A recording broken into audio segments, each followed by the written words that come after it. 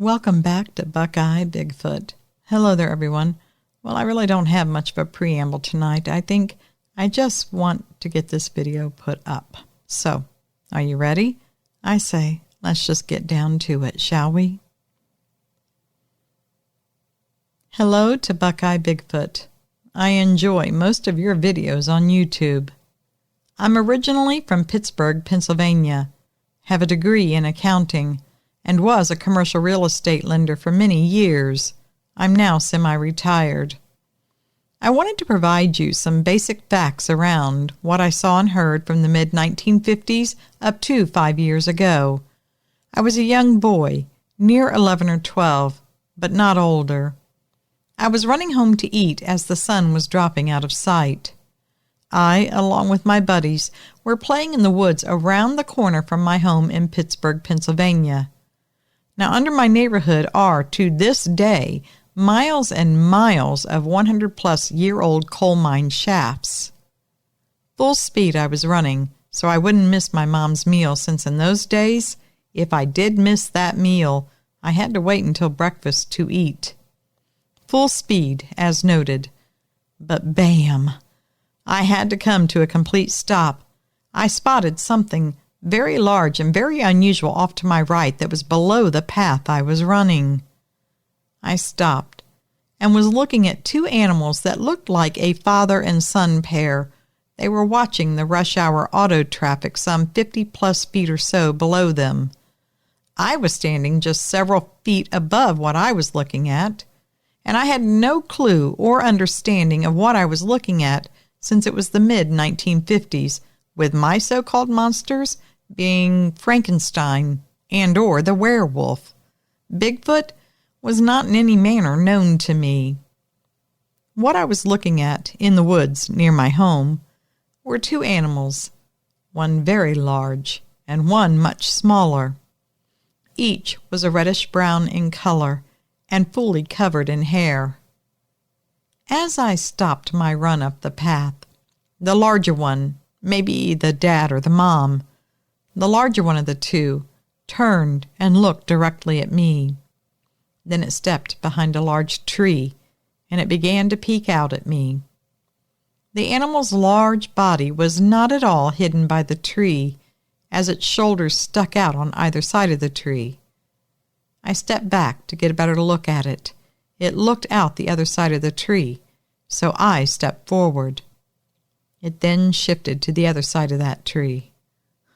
What a fun time it was having with me as it shifted back and forth while I did the same thing, trying to see the animal better. After just a few minutes, I realized I should run, and that is just what I did for another 150 yards or more, all the way to the open grass and out of the woods. I stopped and looked back, and the smaller animal was standing on that path looking up the hill at me. I ran home and never, ever said a word to anyone for any reason. Fast forward, and I'm now in my mid-30s and deer hunting in central Pennsylvania in open wild woods. Rifle in hand, I stop on top of a ridge and sit for a couple of hours in the sun against a large tree. I wake up after a short nap, and several deer are walking past me, but no bucks are in the group. I have the urge to use the toilet services that Mother Nature provides in the woods. Within just a few minutes of finishing my duties, I hear a short, low grunt come from a patch of thick brush about 50 to 60 yards ahead of me and just over a rise on that ridge. It was followed then by a couple more low grunts. I could see only the top of what was a thicket. All of a sudden, I hear a much louder growl, and then another in short order, but just a bit louder. I know that all of the wild bear are fast asleep. So what is this? All of a sudden, a 40 to 50-foot tree is shaking back and forth, and a very loud growl is made. It shakes my entire body this time, and is very loud. I fully understand this communication, and back out slowly, but then quickly moving away from whatever it is making those sounds. I told my hunting buds what happened and where it occurred, but we decided not to visit that area. I live in Peachtree City, Georgia. Now, that is, playing a lot of golf.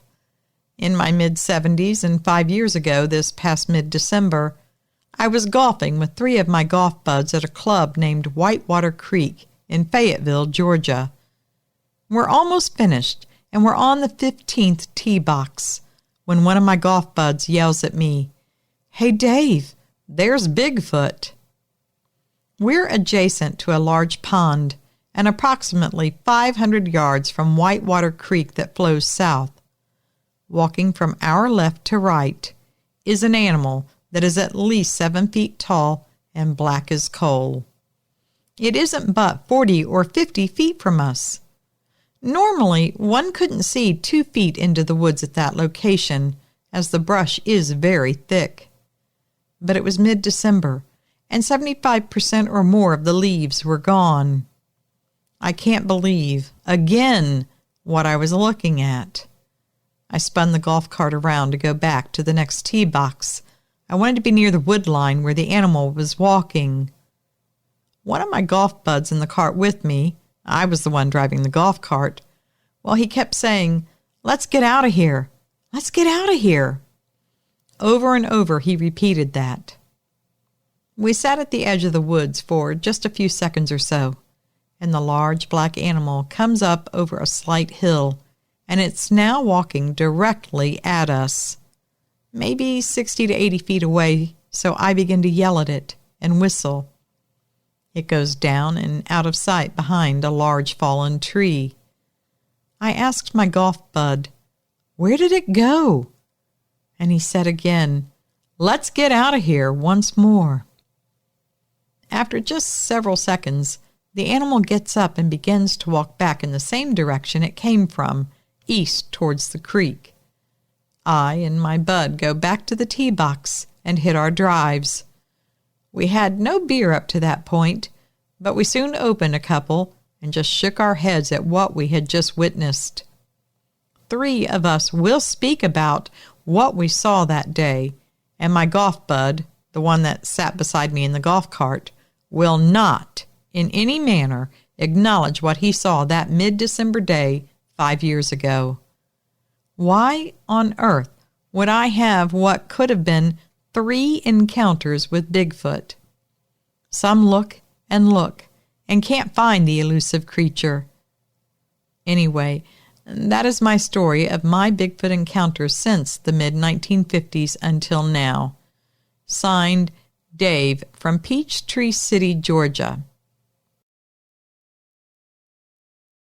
Hello, Nance. This is the first encounter I remember in a hollow in Washington County, Ohio. I was 5 years old, and I was a very lively child. My brothers dreaded being stuck with me because someone was going to be in trouble before bedtime. There was no doubt about that. We lived in nowhere. There was 5 miles with 3 houses on it. Lots of caves, creeks, and lots of trees. You'd think it would be real hard for a 5-year-old to get into too much trouble. It was early winter, but still warm days, although cold nights had set in. The snow seemed to come and go like any Ohio winter, which, if you're not familiar with, it's 65 degrees Fahrenheit during the daytime, and then it drops to -10 degrees Fahrenheit at night. My brothers were sent out to get firewood and to fix the long driveway to our house. But the catch was, I got sent along with them.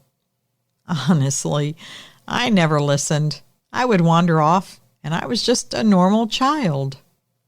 And I did do that several times, wander off, that is. The last time, one of my brothers dropped me into a large hole that they had dug to get rocks for the driveway. There was no getting out of that for me. They finished their work, and they returned home, leaving me in that big hole. I remember very clear the starry night. I woke up, and I realized I was alone. I started screaming and crying. It was very dark, and it was very cold. It was too dark to see, except for the stars breaking through the treetops. Then the stars disappeared. Now that was odd, even to a 5-year-old. But now there was a gentle hum, a purr, or whatever you choose to call it. It was right beside me. It was soft and furry, like a bear, with more than one layer of fur, and it was warm. I have no idea how long I was there. Probably not long, as losing your baby sister never went over well with the parents, and leaving her behind, that was forbidden. After a while, the creature quickly jumped to its feet, and it growled. I then heard my dad's voice. I screamed for my daddy. The creature was gone in a second. Now lights were shined in the hole, and then I was soon home, being fed hot soup. My grandmother said, I told you the hairy man would get you. I told you to behave yourself. But he didn't get me. He saved me. Over the years, I have seen him many times. Well, that's number 1. Thanks for listening. Signed, Mary.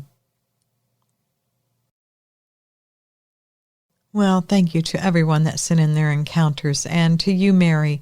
I know you said you saw him several times, and this is just number 1, so please do send in your other encounters. We all want to hear them.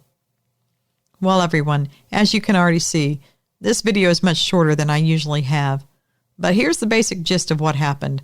I lost an immediate family member this past Sunday, and those 2 encounters you just heard, well, those were what I had already recorded before that happened. Needless to say, it's a bit helter-skelter right now, and I had planned to edit and add more for tonight's video before all of this happened. I'm just not with it. I just can't. I don't even know, truthfully, if I'm going to have it together in time for Friday to get a video out. I hope I do. I just wanted to at least let you know why if there's no video this Friday. Thanks for understanding if there's a shorter video or no video without all the usual fluff and stuff. What can I say? I'm struggling to get this together today for you. But since it was recorded except for the beginning and ending, I figure I can do that.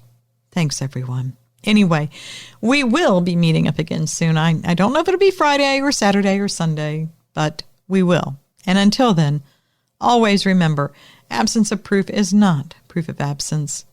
Thank you for listening, everyone. And be sure to tell your loved ones that you love them.